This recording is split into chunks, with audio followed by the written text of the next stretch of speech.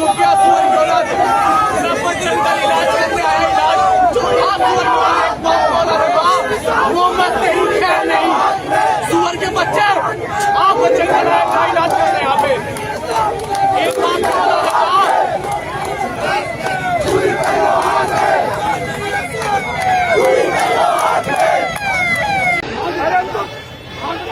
मेरी बात सुनो।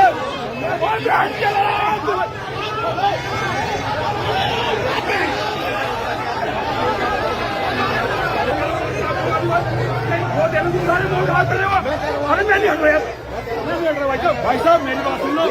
देखो जो गलत है भाई साहब, नहीं नहीं आएगा। अभी अभी जो तस्वीरें आपने देखी हैं, ये तस्वीरें उत्तराखंड के कोटद्वार की हैं। कोटद्वार, जो आमतौर पर शांति और सौहार्द के लिए जाना जाता है, आज कुछ घंटों के लिए नफरत, हुड़दंग और डर की गिरफ्त में नजर आया। आज कोटद्वार में जो भीड़ इकट्ठा हुई वो कोटद्वार की नहीं थी। देहरादून, ऋषिकेश और हरिद्वार से बजरंग दल और विश्व हिंदू परिषद से जुड़े लगभग 100 से 200 लोग एक ही मकसद से कोटद्वार पहुंचे थे, एक अकेले निहत्थे युवक को डराने के लिए। उस युवक का नाम है दीपक कुमार।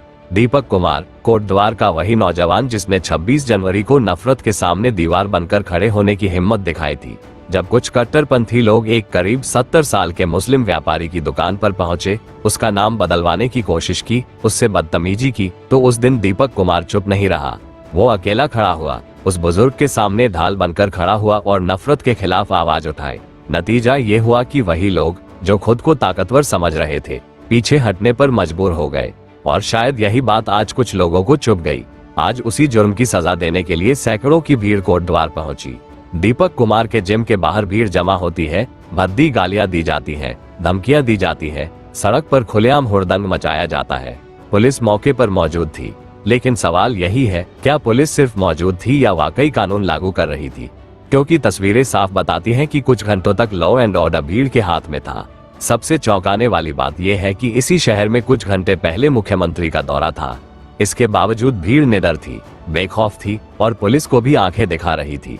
और इसी भीड़ के सामने एक अकेला दीपक कुमार छाती तान कर खड़ा था। वो पुलिस से कहता है, मैं कोटद्वार का हूँ, ये लोग बाहर से आए हैं, इन्हें समझाए। लेकिन पुलिस उसे ही रोकती है कि वो भिड़ने न जाए।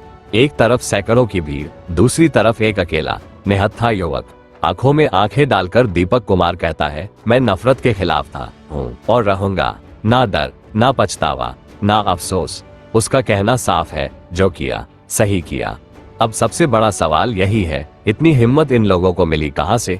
जब पुलिस के सामने सड़कों पर हुड़दंग होता है, धमकियां दी जाती हैं और कोई कार्रवाई नहीं होती, तो सवाल सत्ता से भी उठता है। और अब सवाल सिर्फ दीपक कुमार का नहीं है, अब सवाल है कोटद्वार की जनता का। क्या कोटद्वार एक ऐसे युवक को अकेला छोड़ देगा जो इंसानियत के लिए खड़ा हुआ?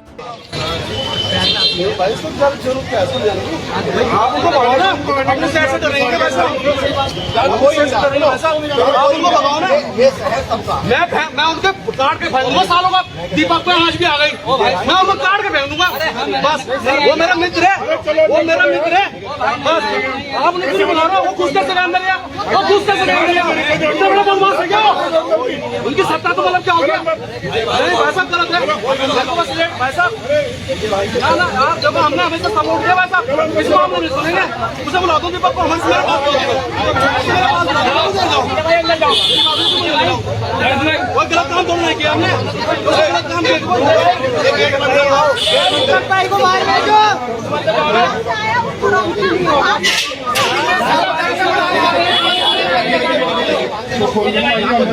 या फिर नफरत के खिलाफ उसके साथ खड़ा होगा? यह फैसला कोटद्वार को करना है, यह फैसला उत्तराखंड को करना है। क्योंकि आज अगर दीपक अकेला पड़ा तो कल नफरत किसी और के दरवाजे तक पहुंच सकती है।